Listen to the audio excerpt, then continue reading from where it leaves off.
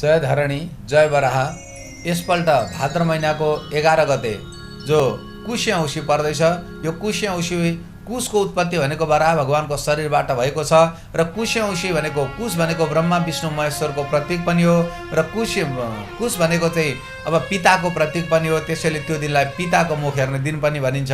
र पिताको मुख हेर्ने दिन जसको पिता हुनुहुन्छ उहाँहरूले पिता भएको ठाउँमा गएर मुख हेर्नुहुन्छ, पिताको पूजा गर्नुहुन्छ। जसका पिता हुनुहुन्न, जसले पिता गुमाउनु भएको छ, पिता भनेर आँसु पोख्ने ठाउँ छैन, उहाँहरूले बराह क्षेत्रमा आएर जसको पिता गुम्नु भएको छ श्राद्ध गर्नुहोस्। नसके पिताको नाममा तर्पण दिनुहोस् तिल मिसाएर, त्यो पनि नसके तिल मिसाएर कुश पनि हातमा राखेर दिन्छ भने, अनि त्यो पनि नसके कोका र कौशिकी सङ्गमको जल मात्रै उठाएर भए पनि पितालाई तर्पण दिनुहोस्। तपाईले त्यति मात्रै गर्दा पनि त्यो तर्पणको जलमा तपाईले आफ्नो पिताको अनुहार देख्न पाउनुहुन्छ र पिताले तपाईलाई आशीर्वाद दिनुहुन्छ, बाबु यस्तो पवित्र भूमि बाराह क्षेत्रमा आएर तैँले हामीहरूलाई सम्झेस, तेरो जय होस् भनेर सधैँभरि कृपा वर्षाउनुहुन्छ। त्यसैले त्यो दिन सबै बाराह क्षेत्र आउनु नै छ, यहाँहरूसँग हामी आह्वान गर्दछौँ।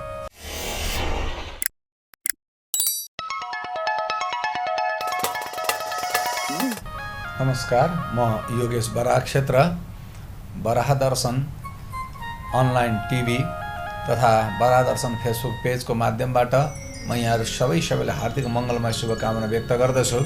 र आज म यहाँहरूको माझमा एउटा यस्तो विषय लिएर आएको छु जो विषयले हामीहरूको मनलाई छुन्छ, जुन विषयले हामीहरूको हृदयलाई छुन्छ, जसको अभावमा जीवन खड्किरहन्छ, जसको न्यानो काख पाउँदाखेरि एउटा सन्तान वास्तवमा आफूलाई सन्तान भनेर भन्न योग्य हुन्छ, तर जसको काख गुमाएपछि व्यक्ति जहिले टुरो बन्छ।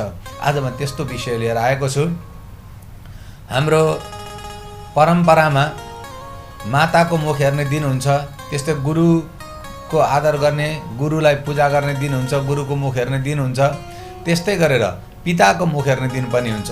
पिताको मुख हेर्ने दिन अर्थात् भाद्र महिनाको कृष्ण पक्षको औँसी तिथि, जो यसपल्ट भाद्र महिनाको 11 गते जो शनिबारको दिन पर्छ, कुशे औँसी रहेको छ। सर्वप्रथम यो कुशे औँसीको पावन अवसरमा म सम्पूर्ण मेरा र हामी जस्तै तमाम व्यक्तिहरूका जो पिता हुनुहुन्छ सम्पूर्ण पिताहरूलाई म हार्दिक नमन गर्दछु। जो यस लोकमा हुनुहुन्छ पिता, उहाँहरूलाई नमन गर्छु। अनि जसले यो संसारलाई छाडेर भगवानको धाममा गइसक्नु भएको छ, ती पूर्वज रूपी पिताहरूलाई पनि म कोटि कोटि नमन गर्दछु। र एउटा कुशे औँसी भन्ने बित्तिकै पहिलो नम्बरमा कुशको उत्पत्ति भनेको बराह भगवानबाट भएको छ। यहाँहरूले भागवत पुराण आदि शास्त्रहरूमा के सुन्नुहुन्छ भने, जब ब्रह्माको नाकबाट भगवान विष्णु एउटा बँदेल रूपमा प्रकट हुनुभयो र भगवान ब्रह्मलोकमा नै बढेर पर्वताकार स्वरूप गर्नुभयो र शरीरलाई एकदम भगवानले घर घर शब्दको साथमा हल्लाउन लाग्नुभयो, त्यतिखेर भगवानका शरीरबाट जो रौँहरू झरे, ऋषि मुनिहरूले जो महरलोकमा बस्ने, तपलोकमा बस्ने, सत्यलोकमा बस्ने ऋषि मुनिहरूले भगवानको शरीरबाट झरेको त्यो रौँलाई भेला गरे, जसलाई अहिले पवित्र कुश भनेर भनिन्छ। त बराह भगवानको शरीरबाट कुशको उत्पत्ति भएको छ। अहिलेको कल्पलाई श्वेत बाराह कल्प भनेर भनिन्छ। यहाँले सङ्कल्पमा पनि सुन्नुहुन्छ। र अब तपाईँले कुशको उत्पत्ति स्वस्थानीमा पनि वृन्दाको श्रापले गर्दा विष्णु चाहिँ झार बने भन्ने प्रसङ्गमा चाहिँ कुशको उत्पत्ति आउँछ। त्यो कुनै कल्पको, तर यस कल्पमा अहिलेको श्वेत बाराह कल्पमा चाहिँ कुशको उत्पत्ति भगवान बराहको रौँबाट भएको मानिन्छ। र कुश भनेको यस्तो पवित्र कुरा हो, चाहे यज्ञ गरौँ, हवन गरौँ, पूजा गरौँ, सन्ध्या वन्दन गरौँ, कुनै पनि धार्मिक पूजापाठहरू गर्नको निम्ति हामी बस्छौँ भने पहिलो नम्बरमा हामीहरूलाई कुशको आवश्यकता पर्छ। र हाम्रा प्राचीन ऋषिमुनिहरूले सधैँभरि यज्ञ याज्ञादिको निम्ति, पूजापाठको निम्ति चाहिने कुश घरमा जो राख्नुहुन्छ, त्यो घरलाई नै त्यसले नेगेटिभ ऊर्जाबाट बचाउँदछ। हाम्रो परम्परामा कुशलाई जहिले पनि घरको मूल ढोकाभन्दा माथि राख्ने परम्परा हो। त्यसले घरभित्र जाने नेगेटिभ ऊर्जालाई रोकेर पोजिटिभ ऊर्जालाई मात्र भित्र जान दिन्छ भन्ने एउटा मान्यता पनि हाम्रो रहेको छ। भने अब कुश जो नित्य सधैँभरि सत्कर्म गर्नको निम्ति चाहिने कुश पनि जस्तो जुन दिन कुश चाहिन्छ त्यही दिनको निम्ति टिपेको कुश भनेको त्यही दिनको लागि मात्रै हुन्छ। अब पूर्णिमाको दिन त्यस्तै आवश्यकता परेर कुश टिपिएको छ भने, कुश चाहिँ चुडिएको छ, कुश उखेलिएको छ भने त्यो कुश 15 दिनको लागि हुन्छ। र अब कुशे औँसीमा जुन कुश उखेलिन्छ त्यो चाहिँ 1 वर्षको लागि हुन जान्छ भने कुशे औँसीको दिन त्यो पनि सोमबार परेको छ भने भन्छन् हाम्रा ऋषिमुनिहरूले कि त्यो कुश चाहिँ 12 वर्षसम्मको लागि काम लाग्छ भनेर। त कुश यसरी 12 भगवानको शरीरबाट उत्पन्न भएको छ र कुश भनेको ब्रह्मा विष्णु महेश्वरको प्रतीक पनि हो र ब्रह्मा विष्णु महेश्वर भनेको हामीहरूको पिता हुनुहुन्छ। त्यसैले यो कुशे औँसीको दिनलाई पिताको मुख हेर्ने दिन पनि भन्ने हो, पिताप्रति आदर गर्ने दिन पनि भन्ने हो। र त्यो दिन तमाम रूपमा हामी सबैले पिताको मुख हेर्छौँ। पिता नहुनेहरूले पनि पिताको नाममा विभिन्न ठाउँमा गएर दान आदिहरू गर्छौँ, पिताको नाममा पूजा गर्छौँ। नेपालका विभिन्न तीर्थहरूमा गएर पिताको नाममा चाहिँ हामी श्राद्ध गर्छौँ, पिताको नाममा जल दिन्छौँ, यी सबै कुराहरू गर्दछौँ। र अब कुशे औँसीमा कसरी कुन कुन तरिकाबाट बुबा हुनेहरूले बुबाको पूजा गर्ने त्यो कुरा हामी कुशे औँसीभन्दा 1 दिन अगाडि या 2 दिन अगाडि पनि यहाँलाई भिडियोको माध्यमबाट, सामाजिक सञ्जालको माध्यमबाट जानकारी गराउँछौँ। र अब म चाहिँ यहाँ आज कुशे औँसीको पावन समयमा जसका पिता यो संसारमा हुनुहुन्न उहाँहरूले के गर्ने त्यो बारेमा म केही कुराहरू जानकारी गराउँदछु। हेर्नुहोस्, हाम्रो जीवनमा पिताको यति ठुलो महिमा छ। पिता नभएको भए यो धरतीमा हामी आउँदैन थियौँ। आमाको ठुलो करुणा छ। आमाले हामीलाई गर्भमा बोकिदिनु भयो, तर बोक्नको निम्ति पनि पिताले बीजदाता भनेर बीज दिएपछि आमाले फलाउनु भयो, फुलाउनु भयो र हामीलाई धरतीमा जन्म दिनुभयो। आमा जन्मदात्री हुनुहुन्छ भने पिता कर्मदाता हुनुहुन्छ। पिताले हामीलाई कर्म दिनुभयो। हेर्नुहोस्, एउटा पिताले कत्रो सन्तानको निम्ति मेहनत गर्नुभएको छ। आफू फाटेको लगाउनुहुन्छ, तर छोराछोरीलाई जहिले पनि आङ ढाक्ने लुगा लगाइदिनु पाए हुन्थ्यो भन्नुहुन्छ। आफू कस्ता कस्ता कष्टहरूमा हुनुहुन्छ, कहिले खाँदै गरेको अन्न पनि छोडेर सन्तानको निम्ति भनेर दिनुहुन्छ। आफूले कहिले एक सरो राम्रो लुगा लाउन पाउनु भएन, एउटा जाडोमा पनि ओढ्ने राम्रो ओढेर हिँड्न पाउनु भएन, तर सन्तानलाई माया गरेर अनेक कुटो कोदालो गरेर हुन्छ कि हलो जोतेर हुन्छ कि दिनभरि फाटेको चप्पलको भरमा अर्काको घरमा गएर काम गरेर हुन्छ कि सन्तानलाई जहिले पनि एउटा ज्याकेट लगाइदिन पाए हुन्थ्यो भनेर उहाँ घुम्नुहुन्छ। हेर्नुहोस् त, एउटा पिताले सन्तानको निम्ति कति काम गर्नुभएको छ। खाडी मुलुकमा गएर कयौँ पिताहरू पसिना बगाउनु भएको छ। त्यत्रो गर्मीमा उहाँहरूले कस्ता कस्ता कष्टहरू बेहोर्नु भएको छ। 18 घन्टा 20 घन्टा काम गर्नुभएको छ।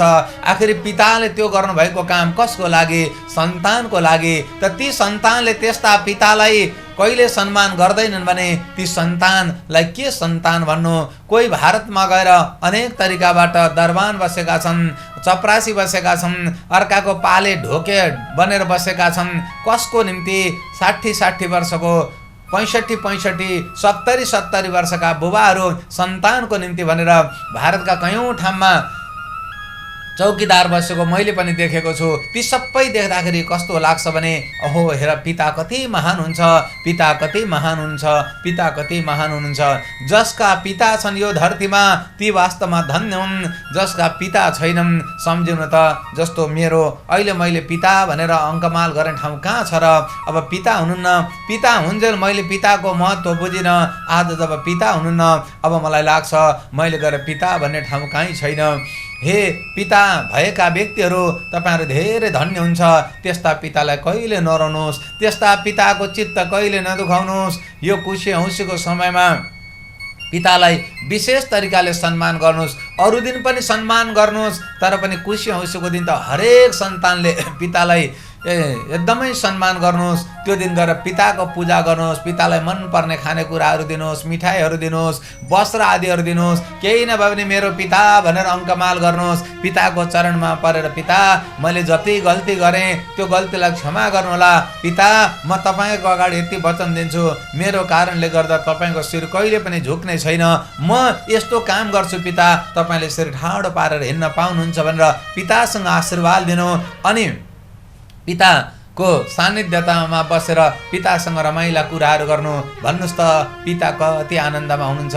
तर हे भाग्य नभएका पिता गुमाएका सन्तान हो, अब त्यस्ता व्यक्तिले कसलाई गएर पिता भनेर अङ्कमाल गरेर रुन सक्नुहुन्छ र त्यो आँसु बगाउने ठाउँ पनि कहाँ हुन्छ र। त्यसैले पिता जसका छन् ती पिता हुँदाहुँदै उनीहरूले पिताप्रतिको सम्मान गरौँ। अब पिता नभएकाहरूले पिताको नाममा विभिन्न सामाजिक सङ्घ संस्थाहरूमा वृद्धहरू जो बस्नुभएको हुन्छ त्यहाँनिर गएर पितालाई सम्झिँदै कतिले मिठाईहरू दिनुहुन्छ, कतिले लत्ता कपडाहरू दिनुहुन्छ। वृद्धहरूको पूजा गर्नु चाहिँ धेरै राम्रो कुरा हो र हाम्रो परम्परामा हामी त आस्थावान संस्कारलाई बोकेका हौँ। हाम्रोको खुनको कण कणमा पनि धर्म बसेको हुन्छ, श्रद्धा बसेको हुन्छ, भक्ति बसेको हुन्छ, समर्पणको भावना बसेको हुन्छ।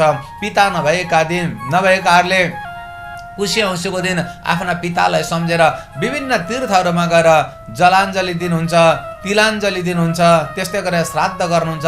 त्यसरी श्राद्ध गर्नको लागि नेपालमा पनि धेरै देवतीर्थहरू रहेका छन्। जस्तो देवघाटमा दिन्छ, माईमा दिन्छ, बागमतीमा दिन्छ, उत्तर गया गोकर्णमा दिन्छ, त्यस्तै कागबेनीमा, मुक्ति क्षेत्रमा, त्यस्तै रिडी क्षेत्रमा आदि अनेकौँ तीर्थहरू छन्। तपाईँलाई जहाँ पाएको पर्छ गएर त्यो दिन पिताको नाममा श्राद्ध गर्नुहोस्।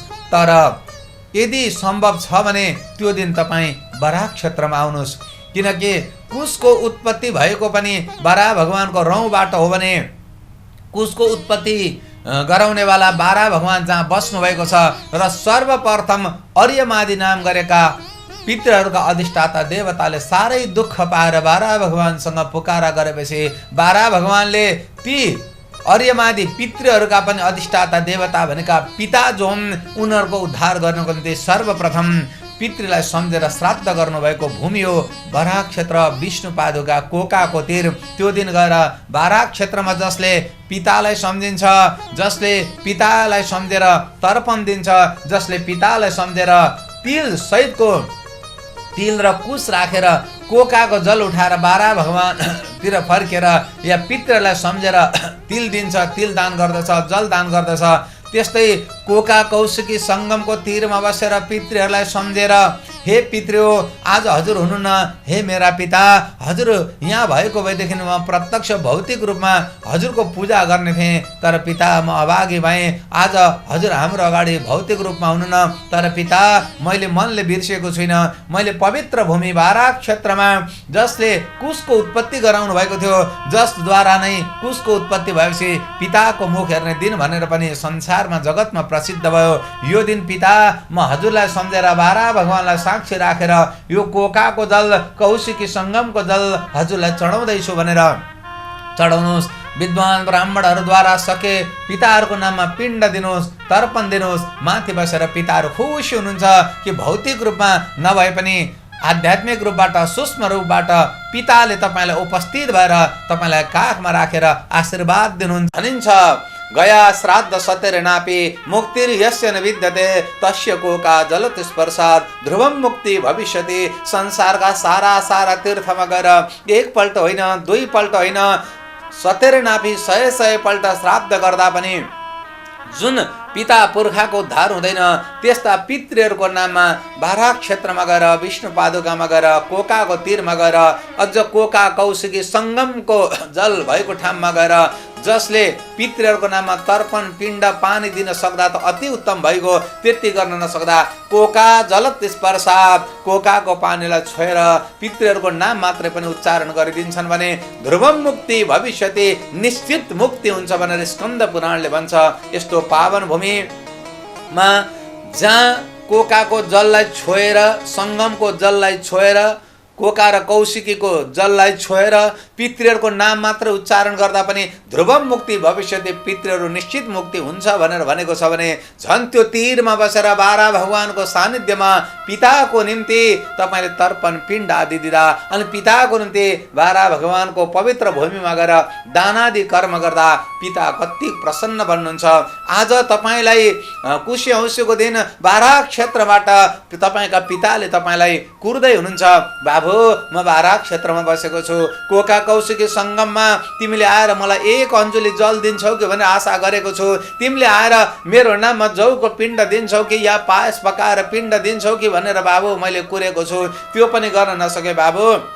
तिमी बाराक क्षेत्र आएर कोकाको जल मात्रै भए पनि मलाई उठाएर हे पिता भौतिक रूपमा हजुर हाम्रो अगाडि हुनुहुन्न तर मेरै सानिध्यमा हुनुहुन्छ। बाराक क्षेत्र यो पुण्य भूमिको प्रभावले हजुर मसँगै हुनुहुन्छ यो भाव राखेर मलाई तिमीले तर्पण देऊ बाबु। त्यो तर्पणको पानीबाटै म तिमीलाई दर्शन दिनेछु, तिमीले मेरो दर्शन पाउनेछौ बाबु। जसले बाराक क्षेत्रमा आएर कोका कौशिकी सङ्गममा स्नान गरेर कोकाको जल सङ्गमको जल मलाई दिन्छ भने त्यो दिन त्यो जलमै मेरो उसले दर्शन गरोस्। म त्यो उसले दिएको जलमा बसेको हुन्छु, उसले दिएको पिण्डमा बसेको हुन्छु। उसले बाराक क्षेत्रमा आएर पुण्य कर्मको निम्ति जो लगानी गर्छ हो त्यसमा म बसेको हुन्छु बाबु। तिमीले मलाई त्यही दर्शन पाउँछौ। यसरी पितृहरूले बाराक क्षेत्रबाट कुशी औँसीको दिन तपाईँहरूलाई आह्वान गरिरहेका छन्। हे सन्तान हो आओ, हे सन्तान हो जन्मायौँ हुर्कायौँ बढायौँ पढायौँ, हाम्रो जस्तो अवस्था थियो त्यो अवस्था अनुसार हामीले तिमीलाई पालन गऱ्यौँ। अब त हामी भौतिक रूपमा छैनौँ, अध्यात्मको संसारमा छौँ, सूक्ष्म रूपमा छौँ बाबु। तिमीले आएर यो भूमिमा हामीहरूको निम्ति केही गरिदेऊ भने हामी पनि मुक्त हुन्छौँ, हामी पनि खुसी हुन्छौँ, तिमीलाई हृदयबाट आशीर्वाद दिन्छौँ बाबु।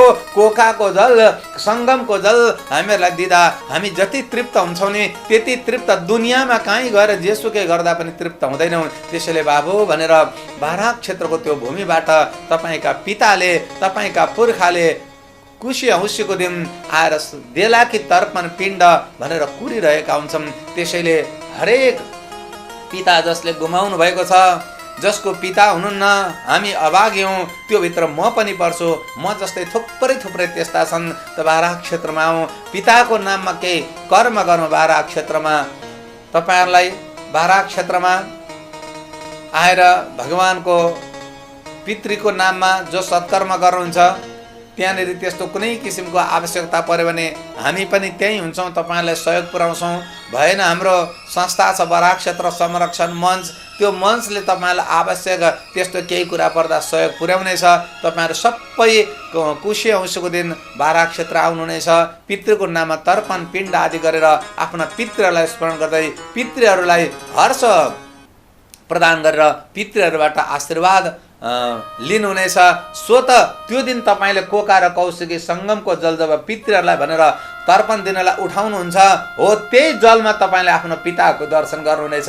पिताले तपाईँलाई आशीर्वाद दिन्छन्। बाराक क्षेत्रको भूमिबाट कोका र कौशिकी सङ्गमको भूमिबाट पितृको आशीर्वाद तपाईँले प्राप्त गर्नुहुन्छ। त्यसैले यसपल्ट भाद्र महिनाको 11 गते जो कुशी औँसी परेको छ, कुशी औँसीको दिन बाराक क्षेत्र आउनको लागि, बाराक क्षेत्रमा तर्पण पिण्ड आदि दिनको लागि या बाराक क्षेत्रमा आएर पिताहरूलाई स्मरण गर्नको लागि अथवा त्यो दिन सपरिवारले आफ्ना माता पितालाई बाराक क्षेत्रमा लगेर बाराक क्षेत्रमा नै पिताको मुख हेर्ने, बाराक क्षेत्रमा नै पिताको पूजा गर्ने, बाराक क्षेत्रमा नै पितालाई चाहिँ सम्मान दिने, मिठाई आदि खुवाउने, लत्ता कपडा वस्त्र आदि लगाइदिने, पितालाई मनपर्ने कुराहरू प्रदान गर्ने अनि पितासँग आशीर्वाद माग्ने बरा भगवानको मन्दिर अगाडि गर्नुहुनेछ।